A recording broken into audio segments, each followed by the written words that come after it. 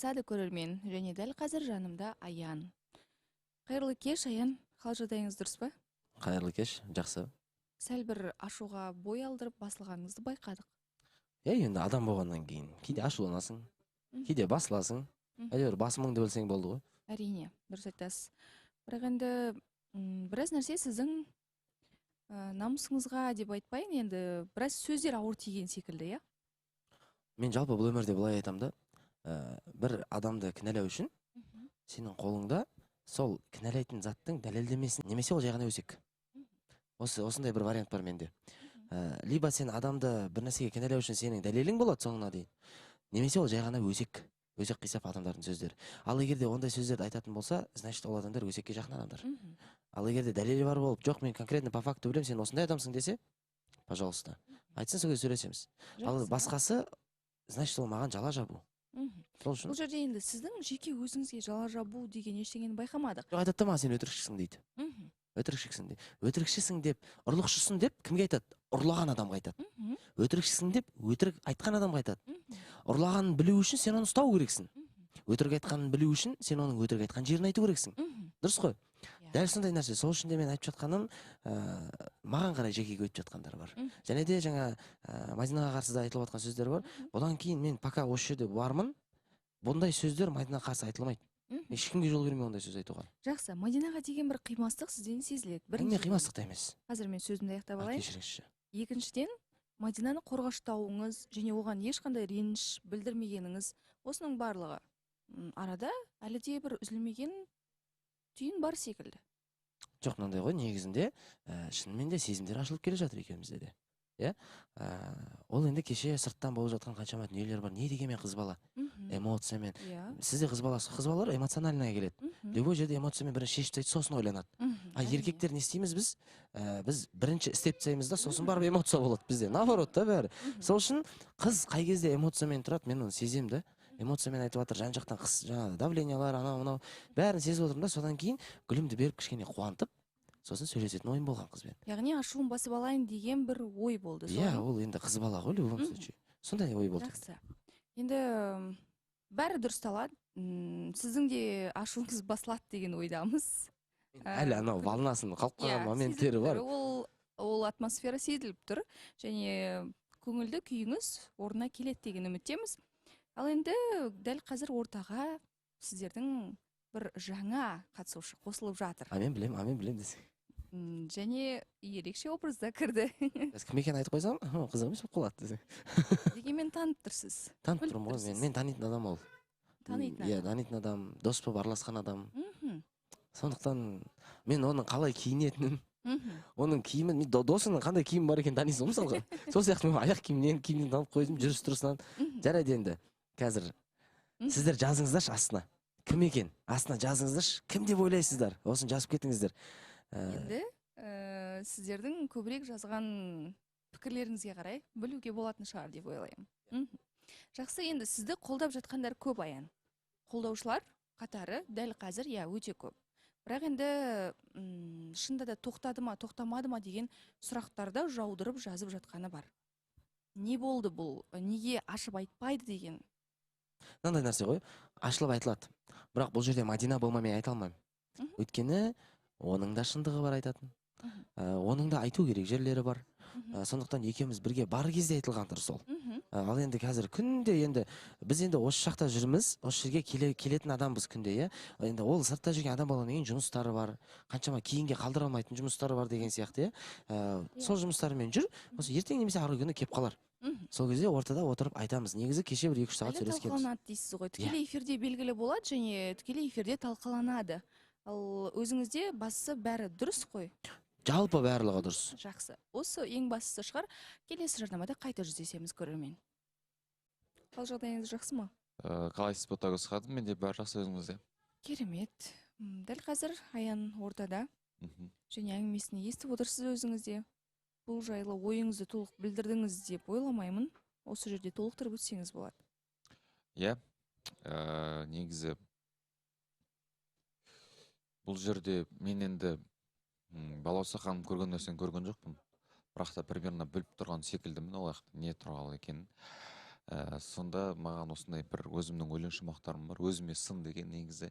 Бірақ бұл аянға байланысты Оған да қылып сын десем болып болады. тұрған секілді дейсіз Иә. ғой.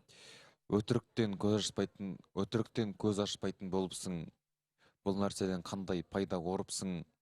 Өтірікке толы мынау өмірден өзің емес өзгелерді қорқсын деген. Енді бұл жерде кінәлі бір ақ адам, ол Аян. Және де Мадинаның не үшін ол сыйлықты алып шықты және не үшін оны бергісі келмеді дейтін сұрақтар мені әлі де уайымдатып отыр. Әлі де сан түрлі бір жауабын таба алмай отқан секілдімін. Және Балаусахан бірдеңе сезгендей сол нәрсені ашып қараған кезде шындығында ол жақта не болғанын, сол нәрсе негізі белгісіз бір жауабы бір тұңғиықта жатқан нәрселер өте көп. Сондықтан да мен ашып ештеңе айта алмай отырмын. Енді қатысушылар тарапынан алдыңғы жолда айтылған болатын. Келісіліп алған дүние, бір-біріңді біліп отырсыңдар, тіпті реакцияда көрсетіп отырған жоқсыңдар, таң қалып та тұрған жоқсыңдар. Кез келген жаңадан айтылған сөздерге деп.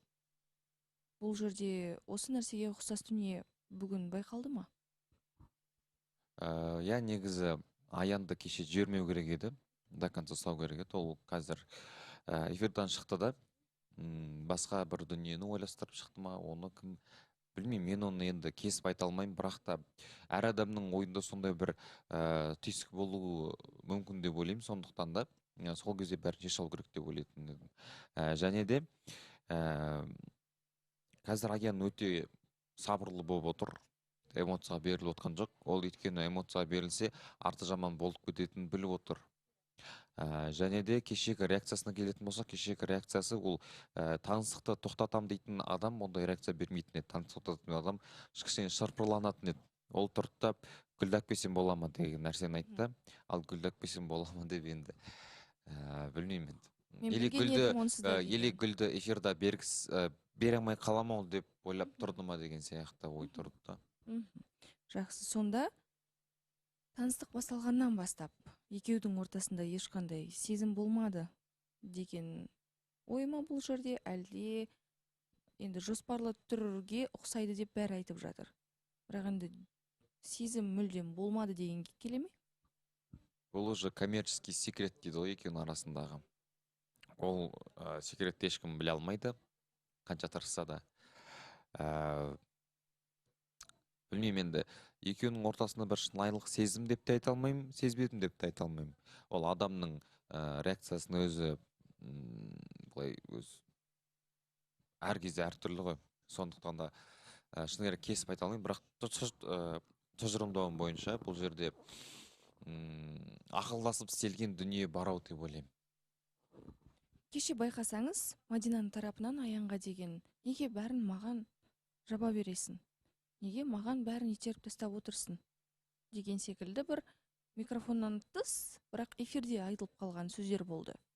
Және Аян өзі жауаптан жалтарғандай бір күйде отырғаны сол кезде сезілген болатын. Бұл енді Мадина екеуін әкеліп, енді олай шешсек те бір сот үкімі шығарғанда оқып болады ғой. Бірақ та енді солай істеуге тура келу керек болып тұр да, бұл шындықты білу үшін. Әрине, жақсы.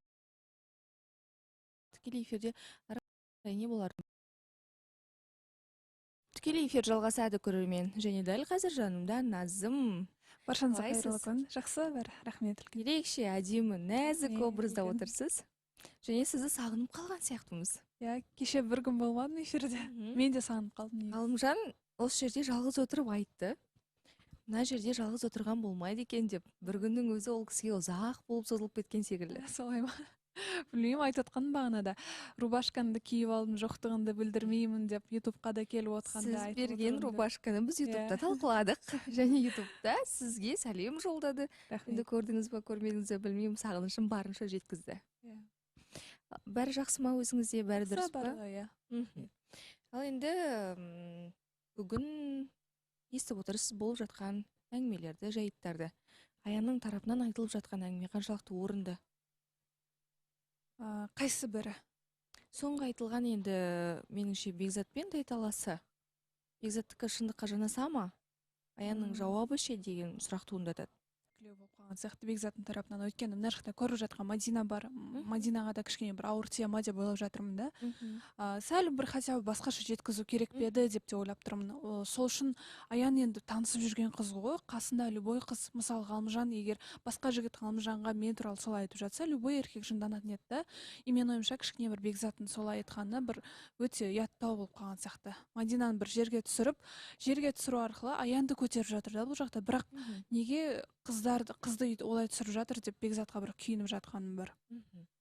Енді қарап отырсақ, Аян жалғыз отыр. Кеше екеуі бірге отырғанда көрген боларсыз эфирде, иә?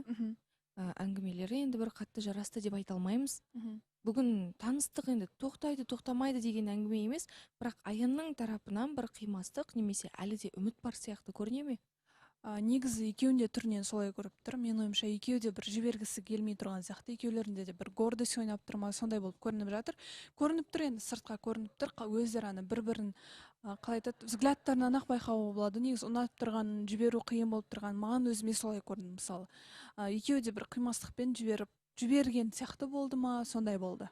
Енді көпшілігінің айтуынша бұл ақылдасып алған қарым-қатынас деп айтып жатыр. Бірақ негізі айта беріңіз. Негізі басында мен де солай ойлағам. Бұл екеуі бірінші үміткер болып келген кезде мен ойымша бір Аян реакциясы барлығы өтірік сияқты болып көрінген болады маған негізі.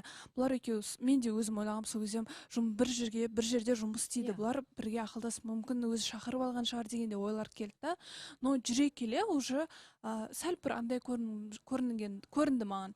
Бір екеуінде де бір теплота болады бастады, андай бір болады ғой, шынайы екен көрініп тұрады, сондай болып көріне бастады да маған уже. И мен мүмкін солай да болған шығар, мүмкін ойластырып та істелінген шығар, но сол арқылы өздері бір-біріне бір жақындасқан да сияқты ма деп ойлап тұрмын да. Бұл жерде екеуі ақылдасып алған қарым-қатынас деп айтып жатқанмен, мейлі сондай болсын делік жақсы, бірақ соның нәтижесінде эфирде жүріп бақ бауыр басу басталып секілді деген айтқыңыз келіп тұр, иә? Ал бауыр басу бар болғаннан кейін бәлкім ары қарай шынында да жалғастырып кетпеске неге болмайды? Екеуіне кедергі болып тұрған дүние жоқ сияқты бәлкім. Әлде Аян талаптарынан аттап өте алмайды деп ойлайсыз ба? Мен ойымша, енді Аян андай жігіт қой, өзін айтқанда тұрып қалған жігіт, мен ойымша сол бір талаптарынан аса алмай жатқан сияқты болып көрініп жатыр. Бірақ бір жағынан мүмкін ата-анасы қарсы болып жатқан шығар, оны білмейміз ғой нақтысын. Бұл екеуінің отношениесі қандай екенін білмейміз. Мүмкін бір өзі шынымен Аян ұнатып тұр, но бәрібір де қимастықпен жіберіп жатқаннан кейін да, жіберіп жатқан сияқты болып көрініп жатыр да. Жақсы, түсінікті. Келесі жарнамада қайта жүздесеміз көрермен.